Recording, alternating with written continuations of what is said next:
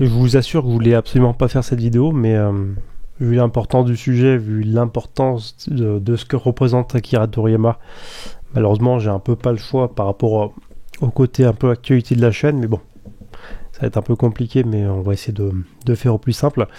Bref, dans cette vidéo, on va donc parler de la triste nouvelle qui est tombée cette nuit, ou très tôt ce matin plutôt, c'est-à-dire l'annonce de la disparition d'Akira Toriyama.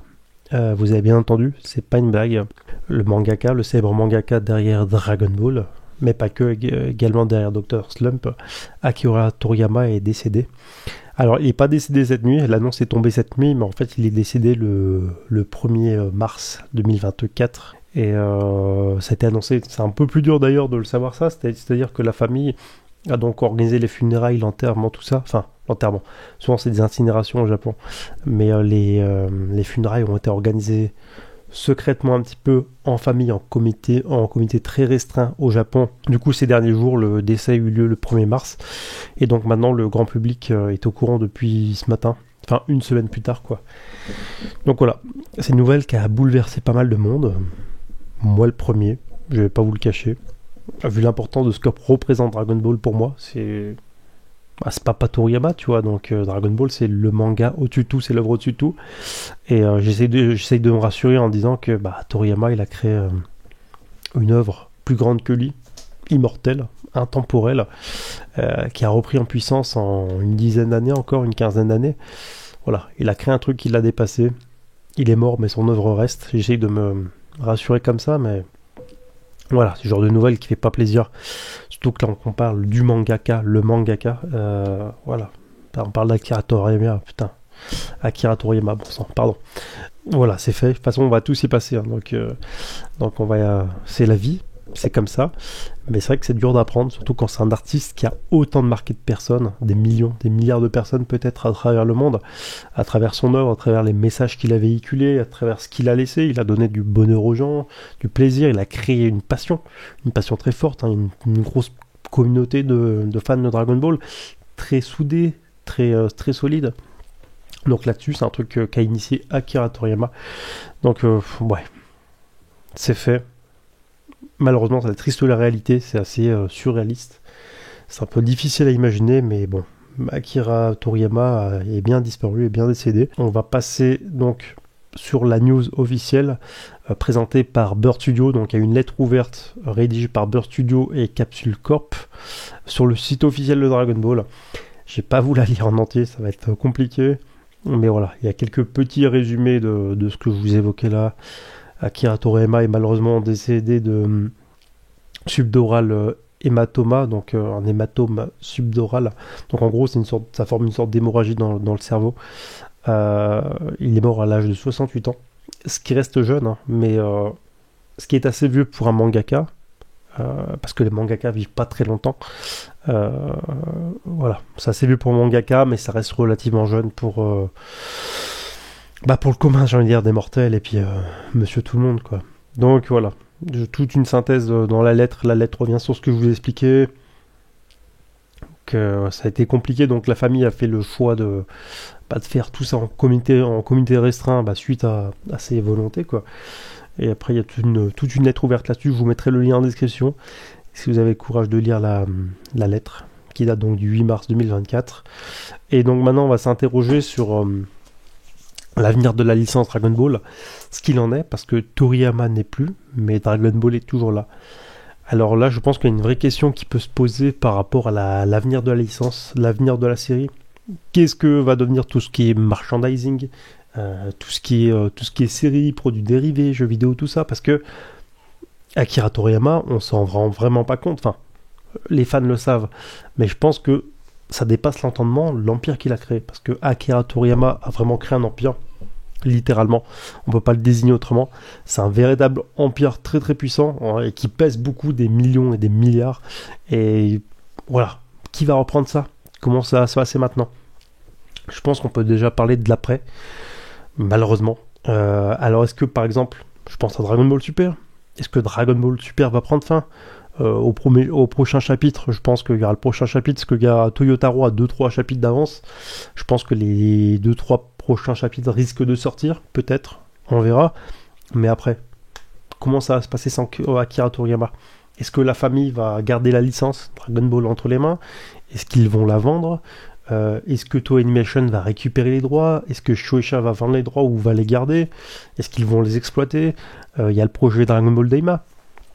Dragon Ball Daima, c'est un petit peu le dernier cadeau d'Akira Toriyama, et je pense que quand on va pouvoir découvrir Dragon Ball Daima en fin d'année, je pense qu'il y aura vraiment une double lecture, un double sens à cette œuvre. Qu'elle soit bien ou pas, il y aura une sorte de poids, voire de nostalgie quand on regardera chaque épisode. On verra pas chaque épisode de la même manière. Et même d'ailleurs aujourd'hui, quand tu regarderas un nouvel épisode de Dragon Ball ou que tu reliras un tome de Dragon Ball, voilà, ce sera plus jamais pareil. Ça sera plus jamais pareil. Donc je m'interroge aussi là-dessus. Si Daima de base devait avoir une suite, est-ce qu'ils la feront? Est-ce que Daima va sortir, ça c'est sûr, mais est-ce que donc il y aura une suite? Est-ce qu'il s'agira bel et bien de la dernière œuvre estampillée Dragon Ball de Akira Toriyama? Dragon Ball Super, est-ce qu'ils vont l'arrêter ou pas? Parce que mine de rien, le manga rapporte quand même de l'argent à Shueisha, faut pas l'oublier. Donc voilà, il y a des vraies questions qui se posent. Donc est-ce que la famille va conserver la licence? C'est encore trop tôt pour le dire, je pense. Qu'est-ce que vont faire les différents acteurs Toei Animation, Shueisha? Est-ce qu'on va nous faire une Kentaro Miura Abyss et continuer par exemple le manga Dragon Ball Super, mais qui n'est pas qualitatif, hein. Moi je prends du plaisir un petit peu quand même à le lire, à retrouver ces personnages, mais objectivement c'est pas qualitatif du tout, c'est un bonus, c'est un manga bonus. Et est-ce qu'on va continuer le massacre sans l'auteur à massacrer vraiment l'œuvre, partir sur des trucs qui ne respectent pas vraiment le matériel de base, ou alors est-ce qu'on va stopper le carnage et on va s'arrêter là, et puis on aura 23 ou 24 tomes pour Dragon Ball Super, et puis basta. Alors qu'est-ce qui lancera de l'avenir de la licence? J'en sais rien du tout, moi à mon niveau. Honnêtement, impossible à dire. Pour moi, Dragon Ball ne va pas s'arrêter, ça va dépasser Toriyama, il y a bien quelqu'un qui va reprendre quelque chose, mais la question, ça sera la qualité. Ça fait quelques années, c'est vrai, on va pas se cacher que depuis Toriyama, même quand Toriyama chapeautait les derniers projets, c'était plus tout à fait très qualitatif. Des fois, il y a beaucoup de fans qui s'interrogeaient sur la véritable implication de Toriyama dans Dragon Ball Super, dans l'anime Dragon Ball Super, dans les films.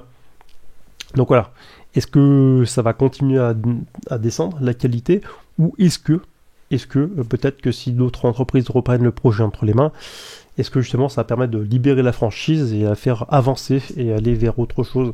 Je sais pas, c'est aussi une possibilité, parce que Dragon Ball va clairement pas mourir.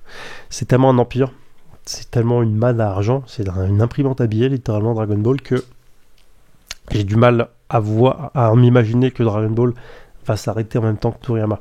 À mon avis, Dragon Ball va survivre à Toriyama, et même je pense que Dragon Ball est en quelque sorte une œuvre intemporelle, hein, donc là-dessus je pense qu'il n'y a pas du tout de soucis à se faire, mais bon, c'est une question qui est assez légitime. Donc maintenant, il reste à savoir quelles sont les décisions pour l'avenir pour Dragon Ball, histoire de pouvoir faire la vidéo comme il faut et arriver à la finir. Je vais pas vous montrer les messages, mais il y a Eiichiro Oda qui a publié des messages, il y a d'autres grands mangaka. Il y a une sorte de livre de condoléances qui a été mis en ligne par Shueisha, donc avec plein de messages, tout ça. Je vous invite à aller les voir, parce que ça c'est touchant quand même. On voit vraiment l'impact de ce mangaka et de son travail, de son œuvre. L'impact que ça a eu sur la vie des gens, et même sur les mangas qu'on kiffe aujourd'hui. Style One Piece, ça serait pas là sans Akira Toriyama. Faut pas l'oublier. Et même Eiichiro Oda, mais bien en avant. Voilà, c'est des messages un peu difficiles à lire, mais on se rend compte vraiment de l'importance de ce monsieur, de ce personnage. Donc merci à Akira Toriyama. Et maintenant, de toute façon, Shueisha le dit clairement, enfin Bird Studio, Shueisha, tout ça, le disent clairement à la fin de la lettre, hein. Ils savent pas justement s'il y aura des plans commémoratifs, enfin ici ils vont faire des choses afin de célébrer, c'est pas vraiment le terme, mais rendre hommage plutôt à Akira Toriyama. Je pense que voilà, dans les prochains mois, on sera un peu plus fixé là-dessus. Déjà, on va voir le 20 mars, il y a le prochain chapitre de Dragon Ball Super qui sort. À quoi on va s'en tenir, je sais pas. Il y aura vraiment un avant, un après le 8 mars, clairement, 2024. Après, pour les fans de Dragon Ball, ça va être compliqué, surtout aujourd'hui, dans les prochains jours. Mais je pense que Dragon Ball va survivre, clairement. Sous quel aspect, sous quelle forme? Ça reste la question. L'avenir pour l'instant de Dragon Ball, c'est clairement Dragon Ball Daima. Mais après Dragon Ball Daima, est-ce qu'on va partir sur quelque chose qui se situe vraiment sur le futur de Dragon Ball ou pas. On verra bien. En tout cas, je vous laisse le soin de me dire ce que vous pensez de tout ça en commentaire. C'est pas la vidéo la plus dynamique que j'ai faite sur la chaîne, mais voilà, je tenais à la faire. Et écoutez, sur ce, je vous dis à bientôt pour une prochaine vidéo.